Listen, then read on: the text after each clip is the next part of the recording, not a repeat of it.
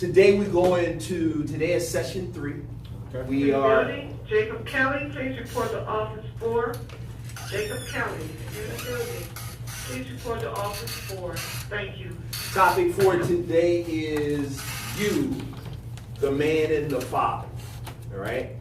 So we've talked for the last 2 sessions, we talked about father absence, we talked about family history.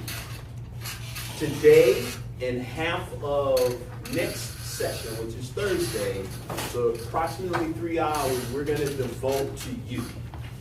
There are 2 separate identities that reside within you. There's you, the man, and then there's you, the father.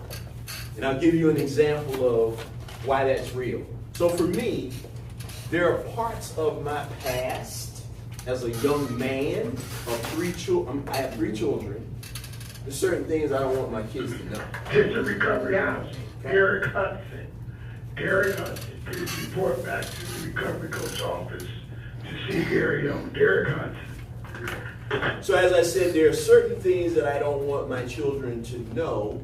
There's certain behaviors that I've had that I'm ashamed of, okay? There's also aspects of my life that I don't think reinforce the message that I'm attempting to teach to them, okay? So what I did originally or early in my life, I may not practice or believe in the same thing today. So those are lessons learned for me. Now I want to send my children down a different path. So for me to go back and talk about that in front of them, in my mind over the last few years, does not reinforce the message of what I've learned from those lessons. Does that make sense? Yeah. So there's 2 of you that reside within your operation, right? And what we're going to try to do today or for the next 3 hours is to unpack the 2. So today we're only going to work on manhood. I think this is one of my favorite sessions. Mine too. Okay? Because there's certain things that I learned a couple years ago going through an exercise like this that I wasn't aware of before. And hopefully it'll have the same effect for you. We normally do a icebreaker. We're not going to do that today because the message that we're going to listen to, our motivational minute, is just a little bit longer than it normally is. So I'm going to cut that piece off. We're going to do a workshop towards the end. And then we've got an exercise that we always do. So we'll do individual stuff, so to speak, to start. Then we'll break off into a group to finish our last hour. Okay? Sound like a plan? Yeah. All right, cool. So, let me cue this up. And we're making sure that we don't forget this time, guys. At the table. One of the things that we will begin to do is our Either that pledge. spot or grab that corner over there. Please. Everybody sign in? They ain't signed in. You ain't signed. Whenever you guys come in, just make sure you sign in too. Ask for it. Would you sign in? Hey, Would you please? I can't even find power. Just show me where the power is. Red. It's red. Yeah. Power is red. There it is. You got 4. Take it. No, you can't. Okay, I'm going. Let's see if I can do something about this side. Better? Push that yet?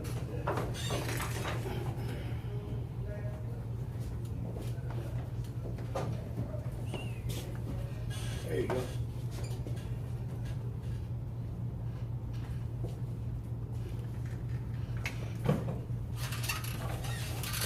Such a challenge, but yet it allowed me to.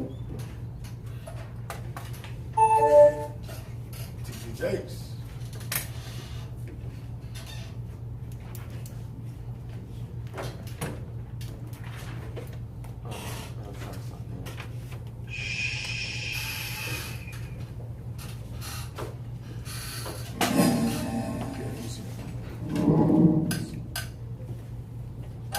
Have come to believe that the Bible is right when it says the kingdom suffereth violence, and the violent take it by force. I have come to learn that if you don't take it by force, you won't take it at all. The fair weather Johnny come lately saints who sit in the cut and wait for good things to happen spend years, and life passes them by because they are not aggressive enough to seize the things that God has for them. I read in the word that Joshua was so radical a warrior. Joshua would fight anybody, anytime, anywhere. When Moses was on the mountaintop with his hand up, Joshua was down in the valley fighting the Amalekites. He would fight. He had a fighting instinct. He was so ready to fight that he one time walked up on God, manifested an angel, and said, "Are you for me or against me?" He pulled his sword. He said, "Don't you start nothing. While I'm fighting, I'll fight you." Was the Lord had to calm him down and put him in his place and remind him of who he was, but he had that fighting, aggressive nature. I think that that's part of masculinity. There needs to be something in you that will respond to the challenge at hand. I'm not talking about physical fighting, but I'm talking about that aggressive nature that causes you to not allow the enemy to take over your stuff. It ought to be in a man, and I would rather God have to slow me down sometime rather than push me forward. I see so many men today that you always have to push them and prop them up and put bricks up under them and point them in the right direction. And you don't give them a back rub and a cup of coffee and a donut, they can't make it through the night shift. But we need some strong, tough men who have steel in their back. I'm tired of jelly-back, weak-kneed, broke wrist, limp-wristed, Johnny-come-lately passive men who will allow the enemy to come in and do anything. And frankly, I think the women are up against it sometime because the Bible said that they are to be a helpmate. But how can you help somebody who's not going anywhere? There's nothing worse than being stuck in a secondary position behind a first man who won't move. Inevitably, it'll make you want to push up against them and get out of hand sometime because you're in a dilemma. If you have an anointing to help somebody and the person you're supposed to help has lost their shoes and tied their shoelaces backwards, it puts you in a real dilemma. And a lot of our women are frustrated because they're anointed to help somebody who has no assignment, no agenda, no focus, and no goals. These spoiled brat mamas, baby boys need to go back home to mama, and we need some real men to rise up and begin to fight the good fight of faith.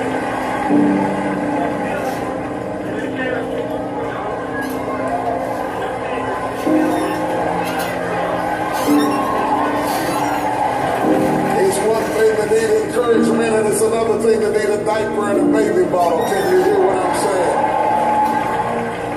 And it is a dilemma. It is a dilemma because many people are in a dilemma because life demands that a man have a certain amount of strength and a certain amount of aggression. And even nature teaches that a man should be aggressive. The moment his body begins to secrete a hormone called testosterone, it causes him to have a more aggressive disposition. Even in little boys, you see them becoming more aggressive. It's hard to harness this energy that begins to rise up in the masculine soul because he has that innate God-given tenacity that makes him want to conquer. God put Adam in the garden and told him to subdue it and have dominion over it. And there ought to be something in a man that makes him a conqueror, something secreting in his genes and coming up out of his spirit. And when I say genes, I'm not talking about Levi's. Something coming up out of his spirit that causes him to be strong and relentless and tenacious about the things he goes after. And yet many of us, our plans are aborted because they have been committed into the hands of passive, generic, easygoing men who are so sedate and so calm that they let anybody do anything at any time and stand up about nothing. These men have become so passive and so timid that they need to be healed. But I'll tell you something. You show me a passive, timid, intimidated, insecure man, and I'll show you a man that's been violated sexually, emotionally, or spiritually spiritually in some way of his life, because God created the man in the likeness and the image of God. And there ought to be something in a man somewhere that roars like a lion and not whimpers like a kitten. There ought to be something down inside of you that roars to fight the good fight of faith. It's going to be a rough one this morning.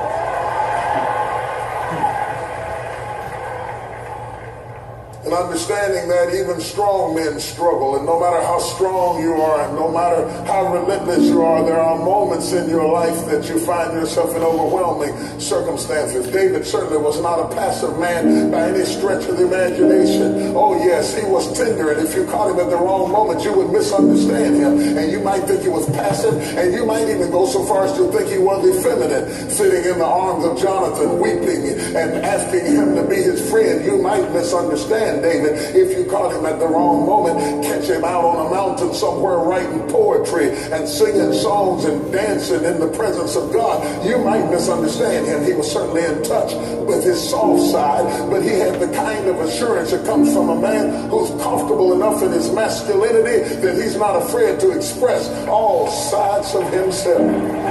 Where are my brothers at in here? So you might run up on David, who is writing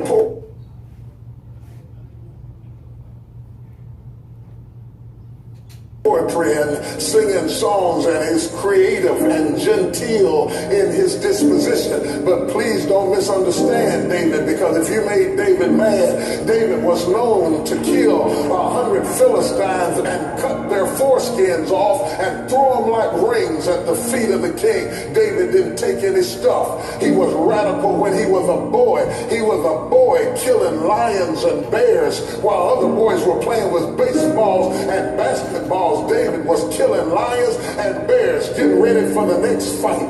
By the time he got ready to fight a giant, he had a resume of dead carcasses laying behind him, saying, you don't know who you're fooling with. I whipped the lion and I whipped the bear, and the same God that delivered them into my hand is going to deliver you into my house. I'll whip you too. I'll knock your head off. He didn't have nothing but a rag and a rock, but he knew how to work it. And when you know how to work what you got, God will bless you with the victory. He knocked him in the head.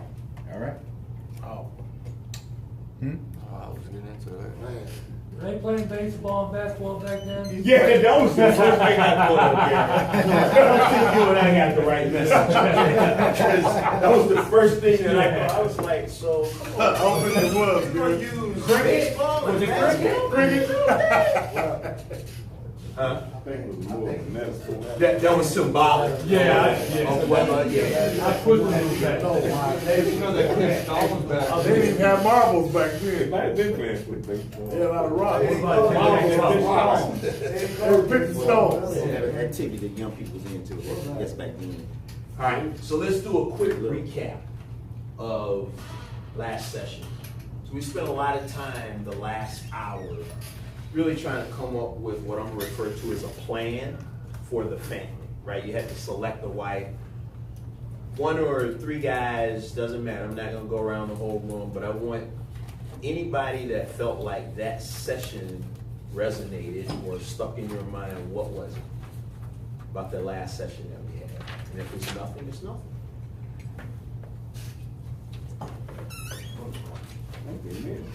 Christopher? I feel like, what I know is everybody wanted a traditional family. You know, we all kind of get like every group that grew up in a broken home wanted that marriage, you know, in that tradition. You know, that I felt like I never had. You know, I've been chasing something like a dream. I think that's a great point, because that's what stuck in my mind. I think I even asked a question about it, because so many of us, I even used the statistic that 77%, at least of African American children, over 50% of children in general are born into unmarried families, right? And so what that exercise said is that even though that might be the way we live, that's not what we feel is the best situation for our children. So like you're not a part of it real quick. Yeah. Kevin Harris, report to intake, please. Kevin Harris. Anybody else? Okay. All right. So, manhood. All right. I'm gonna pass around these sheets. There's two sides. The only side you're working on right now says me and manhood. Part 2 is this afternoon. Is the second half of today's session. So this is the front sheet. I want you to take some time to fill it out all the way down to the bottom of the page. All right? Anybody needs something to write with? All right. Good. Attention all flights, Mr. Mark Chenault, please come in office 8. Mark Chenault, please come in office 8.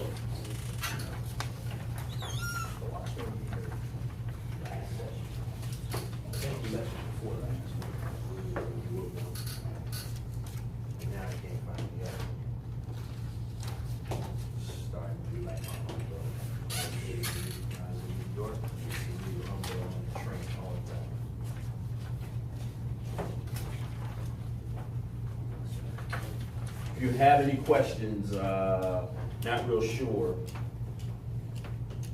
just let us know. We'll be around.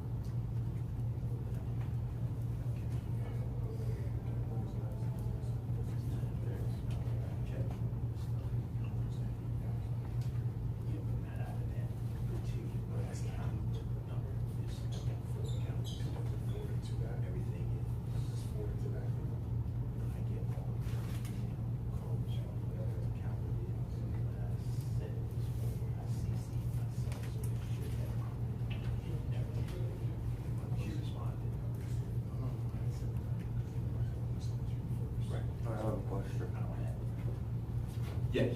At the bottom says choose a word to fill in the blanks.